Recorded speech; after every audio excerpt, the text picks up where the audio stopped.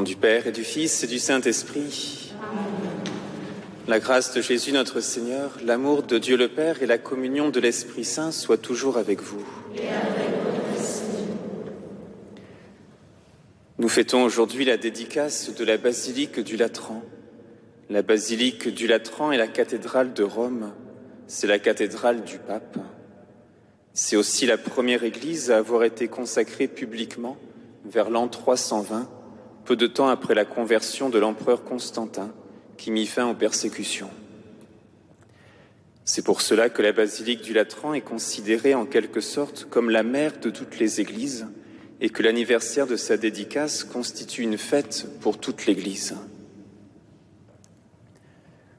Aussi, préparons-nous à la célébration de l'Eucharistie en reconnaissant que nous sommes pécheurs. Je confesse à Dieu Tout-Puissant, je reconnais devant mes frères que j'ai péché en pensée, en parole, par action et par omission. Oui, j'ai vraiment péché. C'est pourquoi je supplie la Vierge Marie, les anges et tous les saints, et vous aussi, mes frères, de prier pour moi, le Seigneur notre Dieu.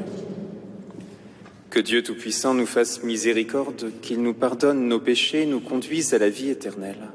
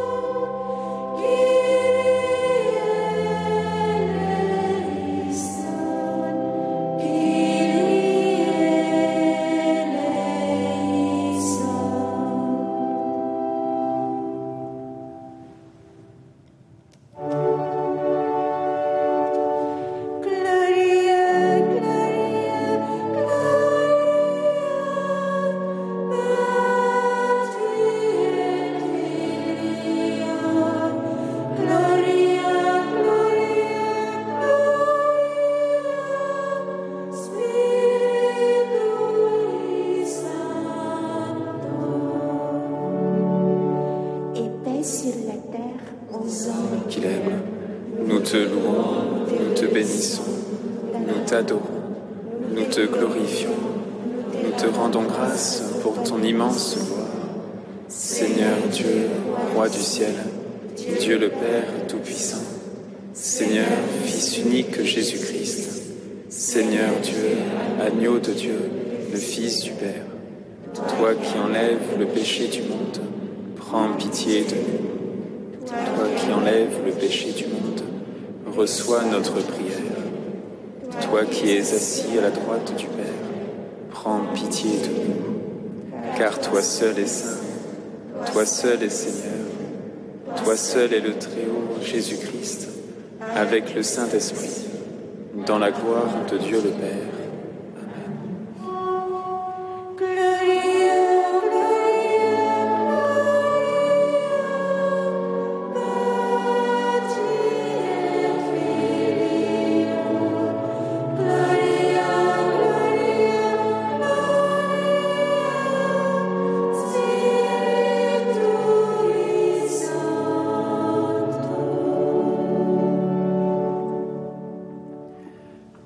Prions.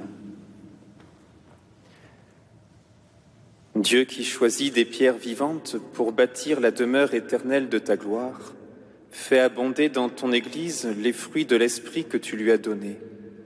Que le peuple qui t'appartient ne cesse pas de progresser pour l'édification de la Jérusalem céleste.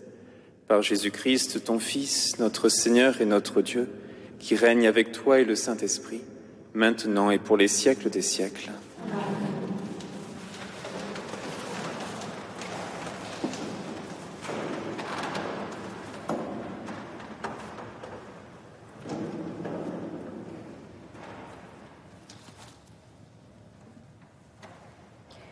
Lecture de la première lettre de Saint Paul l'apôtre aux Corinthiens.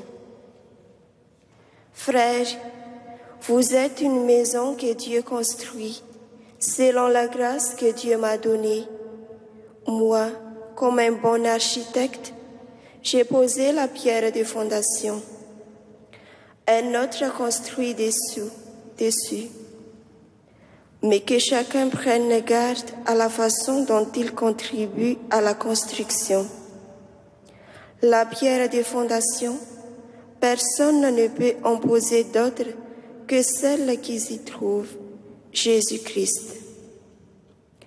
Ne savez-vous pas que vous êtes un sanctuaire de Dieu et que l'Esprit de Dieu habite en vous? Si quelqu'un détruit le sanctuaire de Dieu, cet homme, Dieu le détruira, car le sanctuaire de Dieu est saint, et ce sanctuaire, c'est vous. Parole du Seigneur.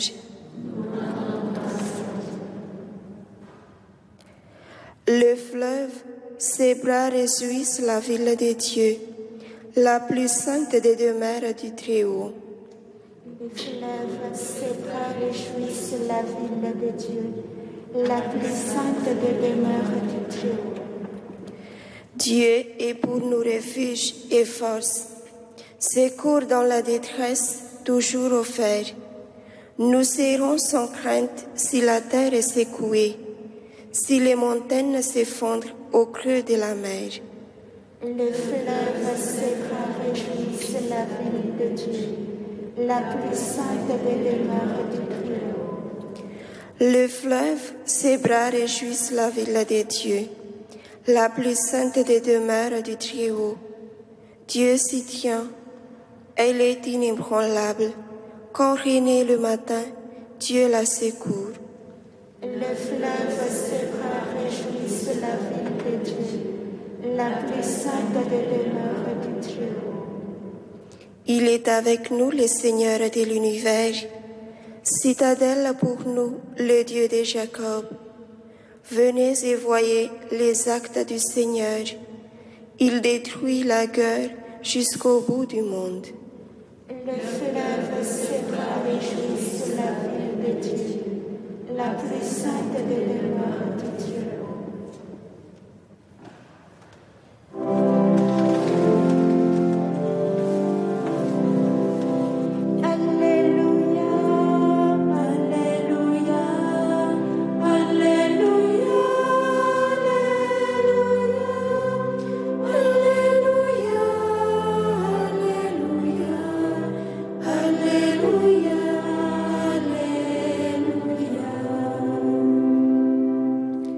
J'ai choisi et consacré cette maison, dit le Seigneur, afin que mon nom y soit à jamais. Alléluia, Alléluia, Alléluia,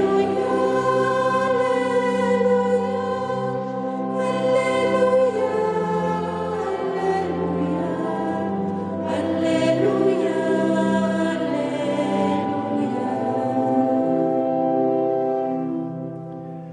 Le Seigneur soit avec vous.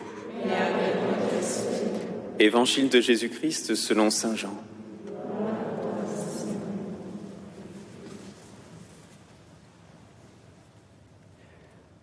Comme la Pâque juive était proche, Jésus monta à Jérusalem. Dans le temple, il trouva installés les marchands de bœufs, de brebis et de colombes et les changeurs. Il fit un fouet avec des cordes et les chassa tous du temple, ainsi que les brebis et les bœufs. Il jeta par terre la monnaie des changeurs, renversa leur comptoir et dit aux marchands de colombes : enlevez cela d'ici, cessez de faire de la maison de mon Père une maison de commerce. » Ses disciples se rappelèrent qu'il est écrit « L'amour de ta maison fera mon tourment. » Des Juifs l'interpellèrent. « Quel signe peux-tu nous donner pour agir ainsi ?»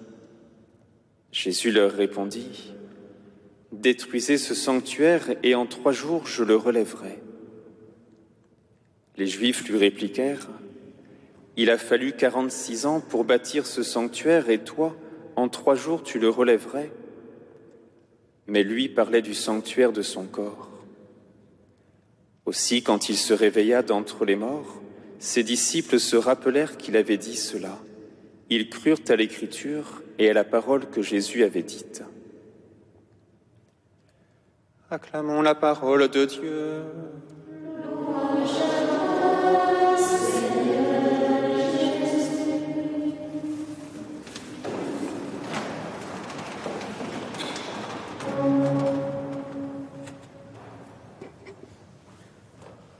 Nous célébrons donc aujourd'hui l'anniversaire de la dédicace de la basilique du Latran. Quand on y pense, cette fête peut nous apparaître tout de même un peu étrange. C'est bien une des rares fêtes de l'année liturgique, pour ne pas dire la seule, où il semblerait que l'on ne célèbre ni un des mystères du Seigneur, comme à Noël ou à Pâques par exemple, ni même la mémoire d'un saint ou d'une sainte en particulier. Alors la question se pose, mais pourquoi donc sommes-nous réunis si tôt ce matin dans cette basilique, ou sur la chaîne KTO, ou encore sur les réseaux sociaux, si c'est uniquement pour fêter l'anniversaire d'un bâtiment de pierre? À vrai dire, les bâtiments de pierre que sont les églises ont leur importance. Ils ont même une grande importance pour les êtres incarnés que nous sommes. Nous savons que pour nous aider à vivre notre foi, il nous faut des signes concrets et visibles. Nous avons besoin de lieux bien déterminés.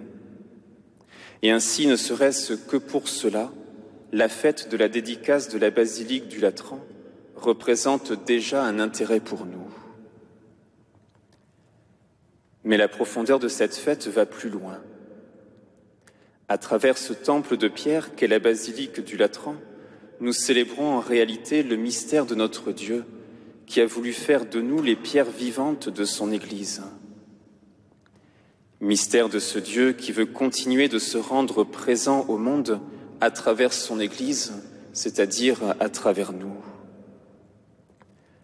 Comme le disait saint Paul dans la première lecture que nous avons entendue, nous sommes une maison que Dieu construit. Nous sommes le sanctuaire de Dieu et l'Esprit de Dieu habite en nous. Cela est vrai pour chacun de nous, personnellement, depuis le jour de notre baptême, mais c'est vrai aussi et surtout pour l'Église prise dans son ensemble, pour la grande communauté des croyants que nous formons. Quel mystère inouï! Nous qui ne sommes que des êtres finis, nous sommes porteurs du Dieu infini. Nous qui ne sommes que des êtres pécheurs, nous sommes porteurs du Dieu 3 fois saint. Nous qui ne sommes que des vases d'argile, comme dit encore saint Paul, nous portons le trésor céleste de la grâce du Christ.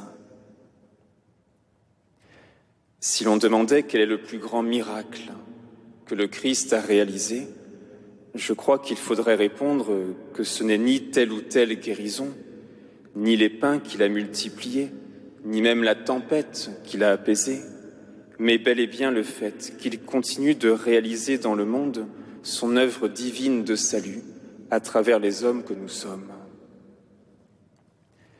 Car reconnaissons-le, celui qui mérite en premier lieu d'être appelé le temple de Dieu, c'est bien lui, Jésus-Christ, le Fils de Dieu qui s'est fait homme.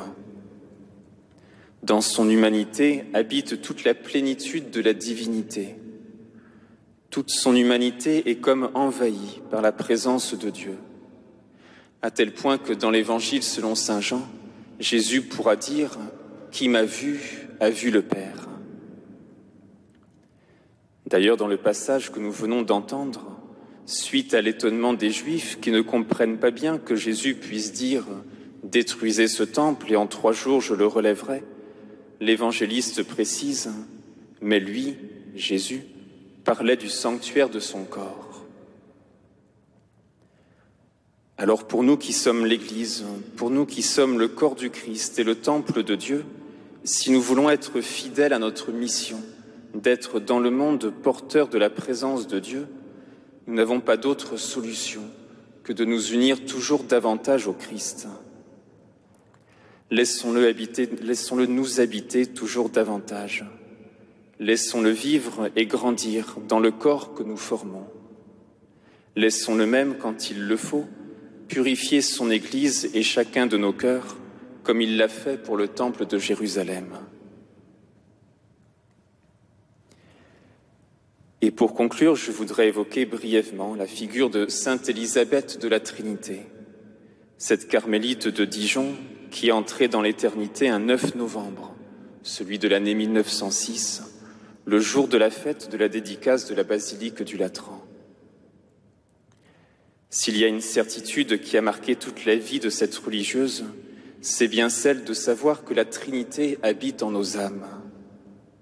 Elle aimait d'ailleurs à se rappeler que, selon l'étymologie populaire, son prénom, Élisabeth, signifiait « maison de Dieu ». Et voici un extrait de la célèbre prière qu'elle a écrite le soir du 21 novembre 1904. « Ô mon Christ aimé, venez en moi comme adorateur, comme réparateur et comme sauveur. Ô feu consumant, esprit d'amour, survenez en moi, afin qu'il se fasse en mon âme comme une incarnation du Verbe. Que je lui sois une humanité de surcroît, en laquelle il renouvelle tout son mystère. »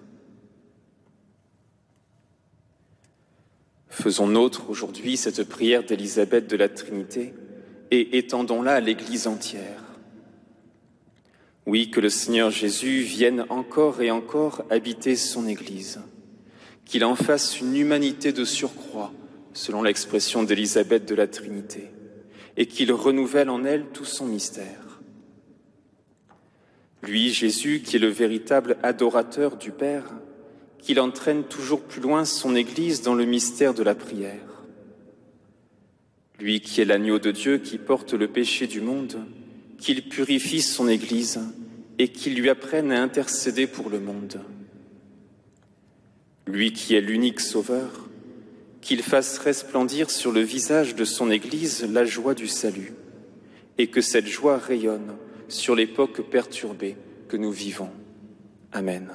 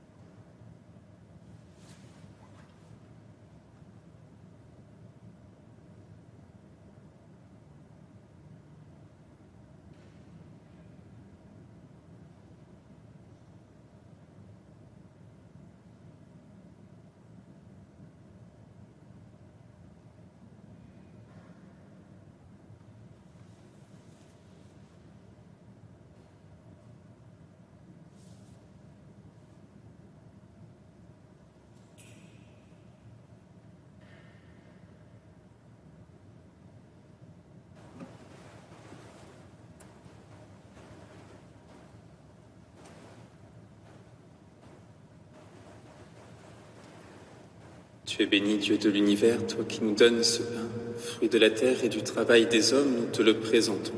Il deviendra le pain de la vie.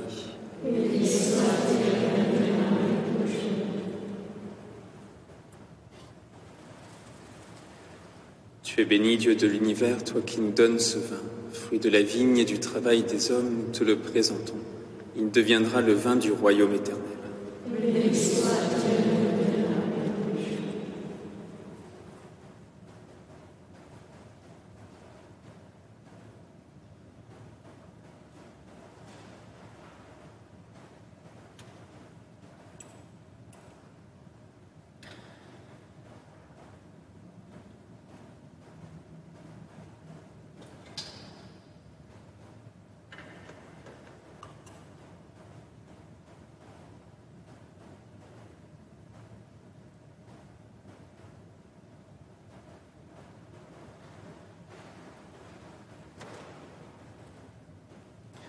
Prions ensemble au moment d'offrir le sacrifice de toute l'Église.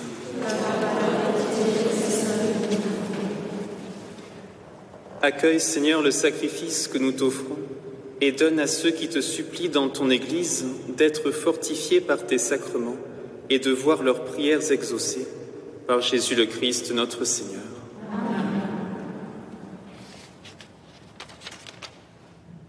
Le Seigneur soit avec vous. Élevons notre cœur. Rendons grâce au Seigneur notre Dieu. Vraiment, il est juste et bon de te rendre gloire, de t'offrir notre action de grâce toujours et en tout lieu, à toi, Père très saint, Dieu éternel et tout-puissant. Dans ta bonté pour ton peuple, tu veux habiter cette maison de prière, afin que ta grâce toujours offerte fasse de nous un temple de l'Esprit resplendissant de ta sainteté. De jour en jour, tu sanctifies l'épouse du Christ, l'Église dont nos églises d'ici-bas sont l'image, jusqu'au jour où elle entrera dans la gloire du ciel, heureuse de t'avoir donné tant de fils. C'est pourquoi, avec les anges et tous les saints, nous chantons et proclamons.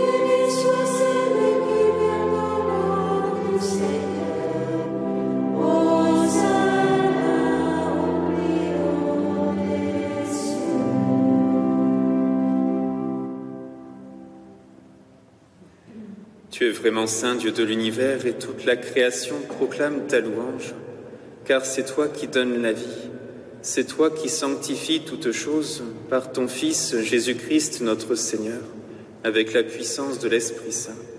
Et tu ne cesses de rassembler ton peuple, afin qu'il te présente partout dans le monde une offrande pure. C'est pourquoi nous te supplions de consacrer toi-même les offrandes que nous apportons. Sanctifie-les par ton esprit, pour qu'elles deviennent le corps et le sang de ton Fils, Jésus-Christ notre Seigneur, qui nous a dit de célébrer ce mystère. La nuit même où il fut livré, il prit le pain. En te rendant grâce, il le bénit, il le rompit et le donna à ses disciples en disant : « Prenez et mangez-en tous. Ceci est mon corps, livré pour vous. »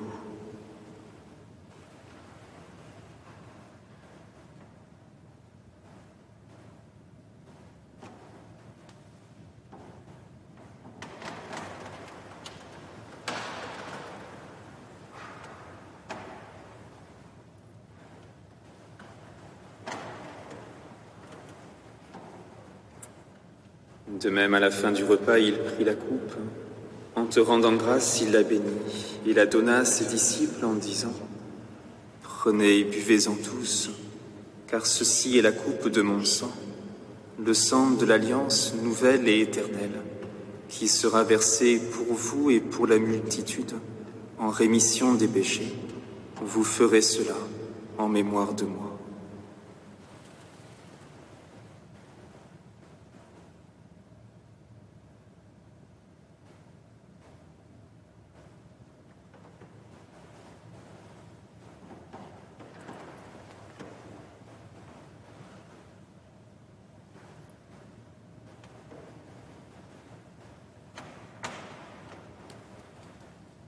Il est grand le mystère de la foi.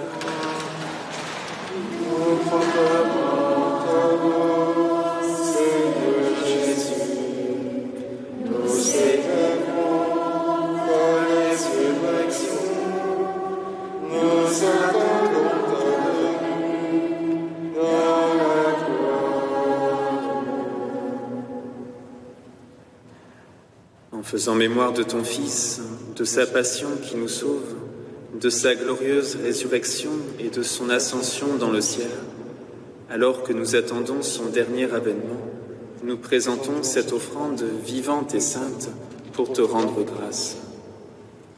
Regarde, Seigneur, le sacrifice de ton Église et daigne y reconnaître celui de ton Fils qui nous a rétablis dans ton alliance. Quand nous serons nourris de son corps et de son sang et remplis de l'Esprit Saint, accorde-nous d'être un seul corps et un seul esprit dans le Christ. Que l'Esprit Saint fasse de nous une éternelle offrande à ta gloire, pour que nous obtenions un jour les biens du monde à venir, auprès de la Vierge Marie, la bienheureuse Mère de Dieu, avec Saint Joseph son époux, avec les apôtres, les martyrs et tous les saints qui ne cessent d'intercéder pour nous. Et maintenant, nous te supplions, Seigneur, par le sacrifice qui nous réconcilie avec toi, étends au monde entier le salut et la paix. Affermis la foi et la charité de ton Église au long de son chemin sur la terre. Veille sur ton serviteur, le pape François, sur notre archevêque Jean-Marc, sur l'ensemble des évêques, les prêtres, les diacres et tout le peuple des rachetés. Écoute les prières de ta famille assemblée devant toi et ramène à toi, Père très aimant, tous tes enfants dispersés.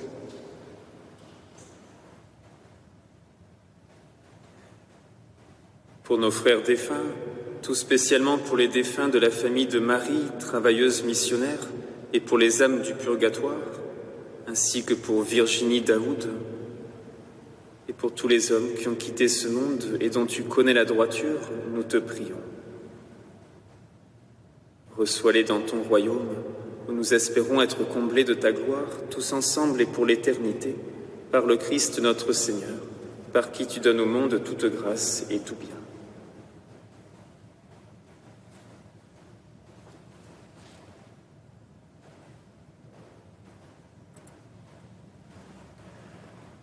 Par lui, avec lui et en lui, à toi, Dieu le Père Tout-Puissant, dans l'unité du Saint-Esprit, tout honneur et toute gloire, pour les siècles des siècles.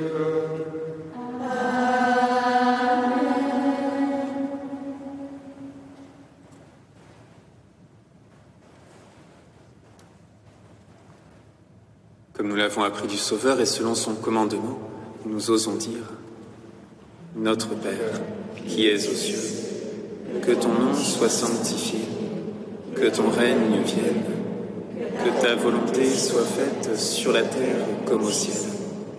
Donne-nous aujourd'hui notre pain de ce jour. Pardonne-nous nos offenses, comme nous pardonnons aussi à ceux qui nous ont offensés. Et ne nous laisse pas entrer en tentation, mais délivre-nous du mal. Délivre-nous de tout mal, Seigneur, et donne la paix à notre temps. Par ta miséricorde, libère-nous du péché. Rassure-nous devant les épreuves en cette vie où nous espérons le bonheur que tu promets et l'avènement de Jésus-Christ, notre Sauveur. Merci à toi, Père, le règne et la puissance de la gloire, pour les siècles des siècles. Seigneur Jésus-Christ, tu as dit à tes apôtres, « Je vous laisse la paix, je vous donne ma paix. Ne regarde pas nos péchés, mais la foi de ton Église. Pour que ta volonté s'accomplisse, donne-lui toujours cette paix et conduis-la vers l'unité parfaite, toi qui règnes pour les siècles des siècles. Amen. Que la paix du Seigneur soit toujours avec vous. Et avec ton esprit.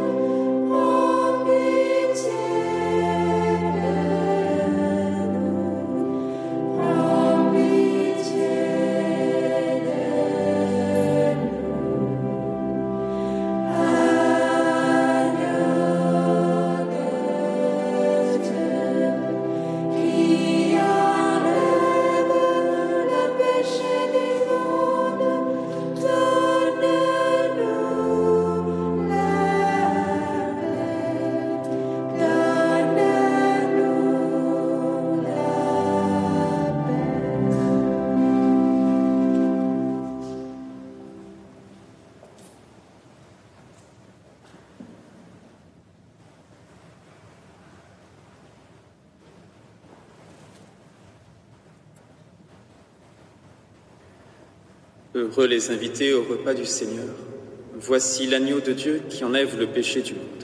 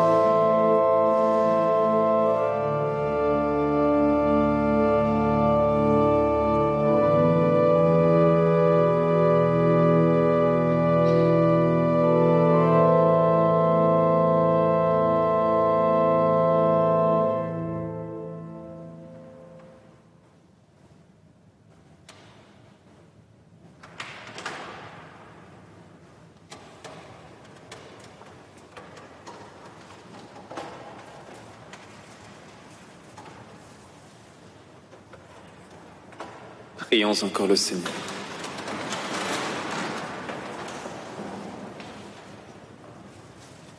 Tu as voulu, Seigneur, que ton Église de la terre soit pour nous l'annonce de la Jérusalem céleste. Accorde-nous par cette communion d'être ici-bas le temple de ta grâce et d'entrer un jour dans la demeure de ta gloire, par Jésus le Christ, notre Seigneur. Le Seigneur soit avec vous. Que Dieu Tout-Puissant vous bénisse, le Père, le Fils et le Saint-Esprit. Allez dans la paix du Christ.